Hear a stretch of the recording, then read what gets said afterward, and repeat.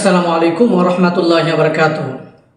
প্রিয় সম্মানিত ভিউয়ার, সবাই কেমন আছেন? আশা করি সবাই ভালো আছেন। আজকে আপনাদের মাঝে খুবই গুরুত্বপূর্ণ ভিডিও নিয়ে হাজির হয়েছি আমি রুবেল, মালয়েশিয়া কুয়ালালামপুর থেকে।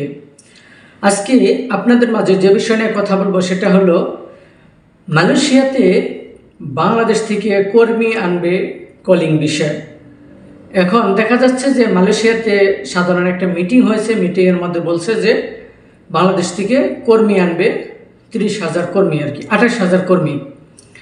তো এই কর্মী আনার জন্য একটি খাদি কথাটা বলছে। তারপরে বাংলাদেশে দেখা যাচ্ছে যে অনেক অফিসে, অনেক এজেন্সির অফিসে দেখা যাচ্ছে যে বই নেওয়া জমা শুরু করে দিয়েছে, পাসপোর্ট জমা নেওয়া শুরু করে দিয়েছে। অলরেডি পাসপোর্ট নিয়ে অলরেডি মেডিকেলও অনেকেরই ডেট দিয়ে দিছে যে মেডিকেল করো। আরে ভাই, মালয়েশিয়ার থেকে খালি একটুকে বলছে, বাংলাদেশে শুরু হয়ে গেছে মেডিকেল। এখনও কিন্তু চূড়ান্ত সিদ্ধান্ত হয় নাই যে 2025 সালে কলিং বিষয়ে লোক আসবে। এখনও কিন্তু চূড়ান্তভাবে ওটা কনফার্ম হয় নাই। বলছে এটা প্রসেসিং হতে, এটা বাংলাদেশের এম্বাসির সাথে কথা বলতে এটা একটু সময় লাগবে। দেখা যাচ্ছে যে 2025 সালে না হয়ে 2026 সাল পর্যন্ত যাইব গাইডা। এখনই দেখা যাচ্ছে যে বাংলাদেশে কিছু কিছু এজেন্সি আছে, তারা সরাসরি কি করে, পাসপোর্ট জমা নিয়ে তাদেরকে মেডিকেল করার জন্য পাঠিয়ে দিচ্ছে। দেখা যাচ্ছে যে পরবর্তীতে 3 মাস পারিয়ে যায় মেডিকেলের ডেট। পরবর্তীতে কিন্তু ওই মেডিকেল যদি ডেট পারিয়ে যায় তাহলে ফের আবার রিটার্ন মেডিকেল করতে হবে। তাহলে এই যে দেখেন, আপনার কিন্তু প্রথমেই কিন্তু ধরা খাইতেছেন।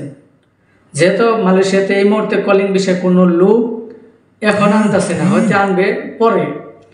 মিটিং হচ্ছে, বলছে আনবে, কিন্তু দালালরা কি করতেছে, পাসপোর্ট বাংলাদেশ থেকে সংগ্রহ করে মেডিকেলের ডেট দিয়ে দিতেছে। এই কাজটা ভাই কেউ করবেন না।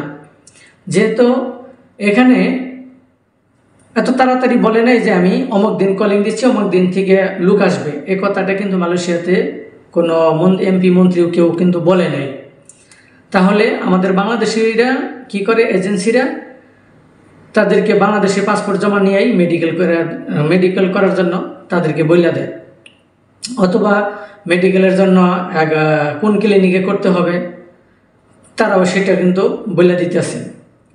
এটা কিন্তু ঠিক না। কিন্তু আপনার বিদেশ আসতে গেলে কিন্তু আপনার 2 বার মেডিকেল হইতে হবে। এখন যদি আবার মেডিকেল করেন, এটা ডেট শেষ হয়ে যাবে, পরবর্তীতে দেখা যায় যে আবার মেডিকেল করতে হবে, কিন্তু 2 বার মেডিকেল হয়ে যাবে। এই কারণে যারা এজেন্সি আছে, যারা লোক বাংলাদেশ থেকে মালয়েশিয়াতে পাঠাবে, যে এজেন্সিরা, তারা অবশ্যই মালয়েশিয়ার যে নিউজ আছে সরকারের মাধ্যমে যেগুলা ব্যাখ্যা দেয় যে কবে থেকে কলিংটা দিবে, কবে থেকে লোক আনবে, এটা সম্পূর্ণ যাচাই বাছাই করে এটা তারপরে বাংলাদেশ থেকে মেডিকেলের জন্য ডেট দিবেন, অথবা মালয়েশিয়ার আনার জন্য হয়তো অনেকের কাছ থেকে পাসপোর্ট সংগ্রহ করবেন। আশা করি বুঝতে পারছেন। সবাই ভালো থাকবেন, সুস্থ থাকবেন। খোদা হাফেজ। আসসালামু আলাইকুম।